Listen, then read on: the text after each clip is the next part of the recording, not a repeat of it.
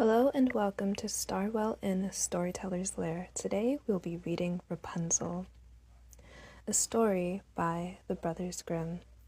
There once lived a man and his wife who had long wished for a child, but in vain. Now there was at the back of their house a little window which overlooked a beautiful garden full of the finest vegetables and flowers. But there was a high wall all around it, and no one ventured into it, for it belonged to a witch of great might, and of whom all the world was afraid.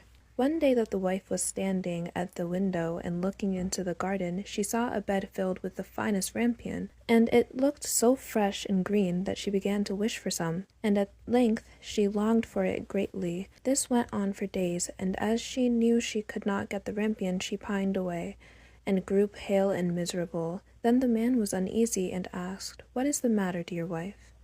"Oh," answered she, "I shall die unless I have some of that rampion to eat that grows in the garden at the back of our house." The man, who loved her very much, thought to himself, "Rather than lose my wife, I will get some rampion, cost what it will." So in the twilight he climbed over the wall into the witch's garden, plucked hastily a handful of rampion, and brought it to his wife.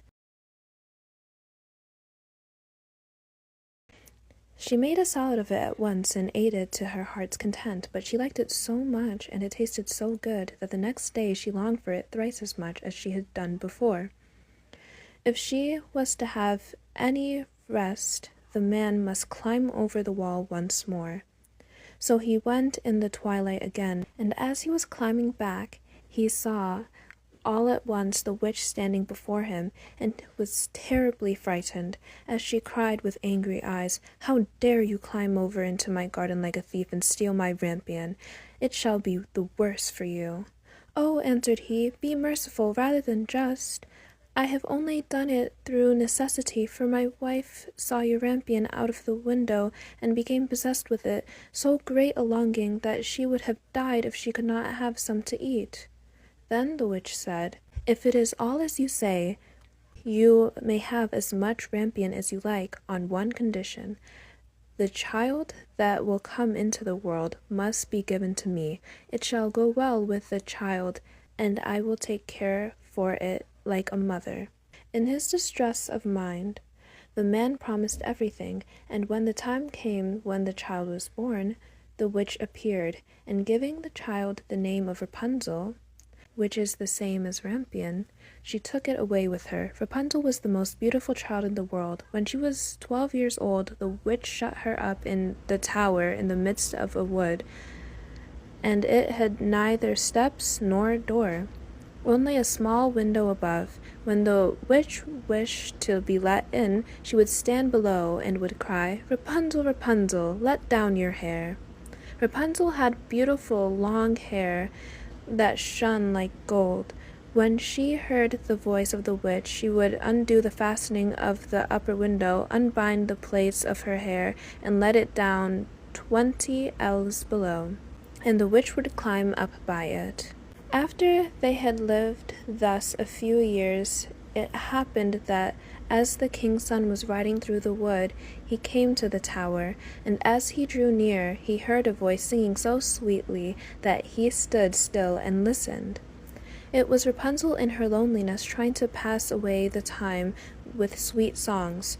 The king's son wished to go into her, and sought to find a door in the tower, but there was none.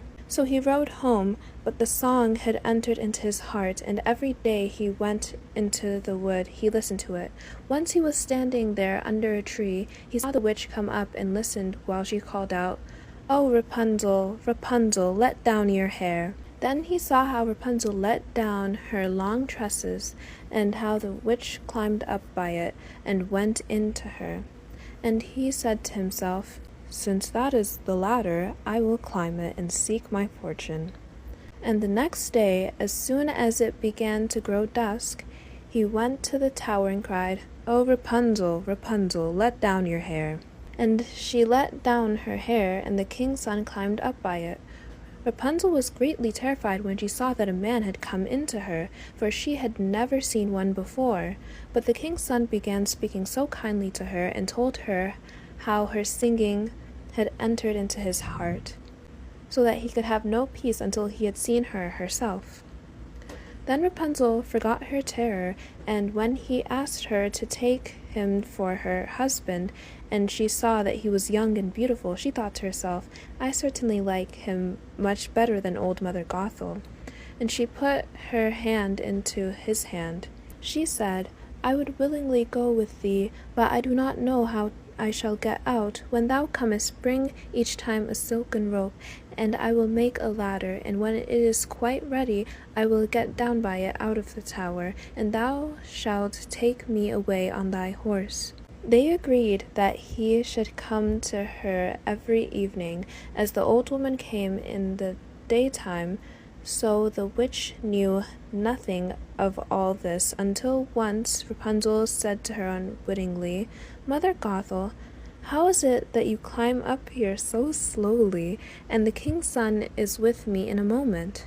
Oh, wicked child, cried the witch, what is this I hear? I thought I had hidden thee from all the world, and thou hast betrayed me. In her anger she seized Rapunzel by her beautiful hair, struck her several times with her left hand, and then grasping a pair of shears in her right, snip, snap, the beautiful locks lay on the ground, and she was so hard-hearted that she took Rapunzel and put her in a waste and desert place, where she lived in great woe and misery.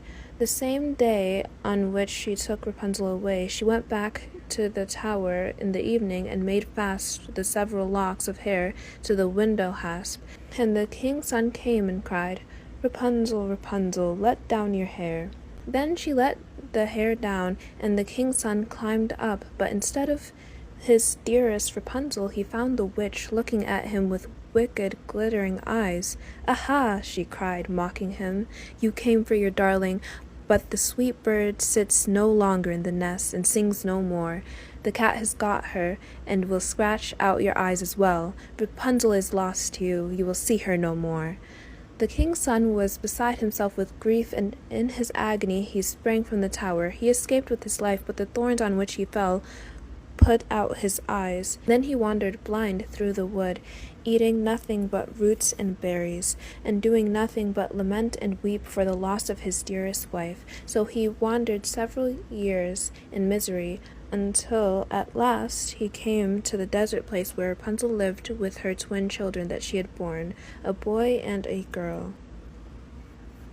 At first he heard a voice that he thought he knew, and when he reached the place from which it seemed to come, Rapunzel knew him, and fell on his neck and wept. And when her tears touched his eyes, they became clear again, and he could see with them as well as ever. Then he took her to his kingdom, where he was received with great joy, and they lived long and happily. The end.